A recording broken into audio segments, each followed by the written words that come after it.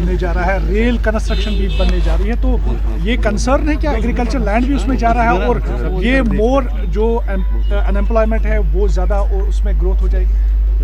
देखिए, सबसे पहली बात, आपको विकास करना है, आप करिए, but not Vikas at the cost of livelihood. आप लोगों की पेट पे लात मार के ये विकास नहीं कर सकते। बिजबेहाड़ा में जो भी ये प्रपोज रेलवे लाइन है, it's gonna go through Bijbehara, Awantipora and Pulwama. ये सारा ऑन एग्रीकल्चर लैंड है, जहाँ पे लोगों के ऑर्चर्ड्स हैं, जहाँ पे उनको एक सस्टेनेबल सोर्स ऑफ इनकम आ रही है। आप उनसे वो तक छीनना चाहते हैं। ऑन वन हैंड यहाँ जो सरकारी मुलाजिम हैं, आप उनको निकाल रहे हैं। जिनका थोड़ा बहुत प्राइवेट बिजनेस है, वहाँ पे आप कहते हैं हम रेलवे लाइन बनाएंगे। So we are not against development per se, we are against development at the cost of our ecology, at the cost of livelihood, at the cost of environment. हमने खुद देखा है जो मरकजी सरकार है उत्तराखंड में, इनने कितनी बर्बादी की, वहाँ कैसे फ्लड्स आए, बिकॉज अर्बन प्लानिंग जो भी है, जहाँ भी ये करते हैं, it's at the cost of the environment. So for us that's an issue.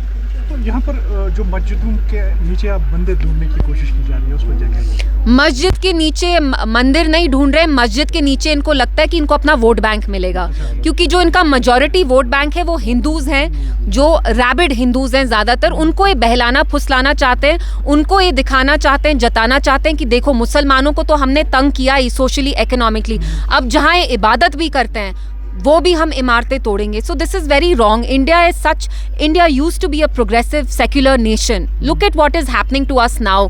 हम खुदाई कर रहे हैं, ये क्या डेवलपमेंट का कुछ सिंबल है?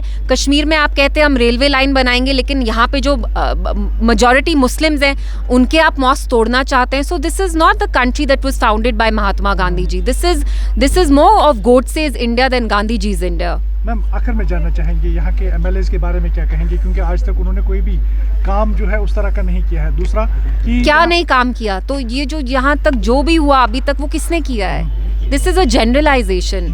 जो आप कह रहे हैं वो गलत है। यू न्यूली इलेक्टेड एमएलएस क्या? अच्छा, सॉरी, मैंने आपका सवाल नहीं सुना, फिर से पूछिए। न्यूली इलेक्टेड जो एमएलएज है उनके लिए क्या कहेंगे आप? मतलब क्या कहूँ मैं?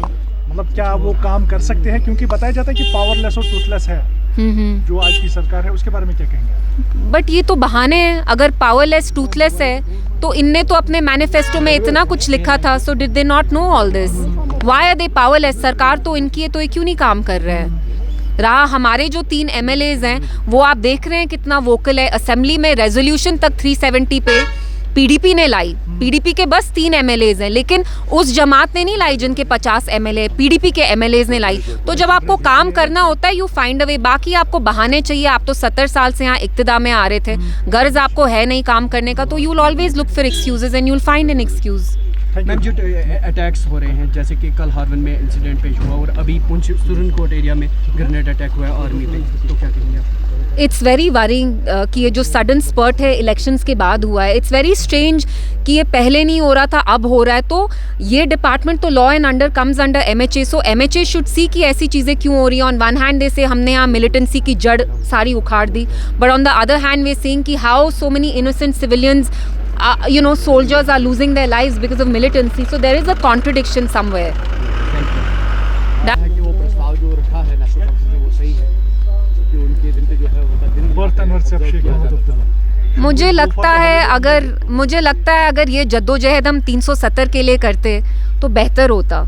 इट्स सो सैड कि पीडीपी जिसकी बस 3 एमएलएज है, हमने आर्टिकल 370 पे रेजोल्यूशन लाई, उस जमात ने नहीं लाई जिस पे लोगों ने इतना अपना एतबार जताया, ट्रस्ट किया।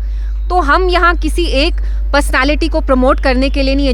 जो चीज़ें हमसे छीनी गई वो हमारा फोकस होना चाहिए। रहा उनका अपना है बोलने का, this is up to them, but I wish कि वो 370 के बारे में इतना फोर्सफुली बात करते। Thank you.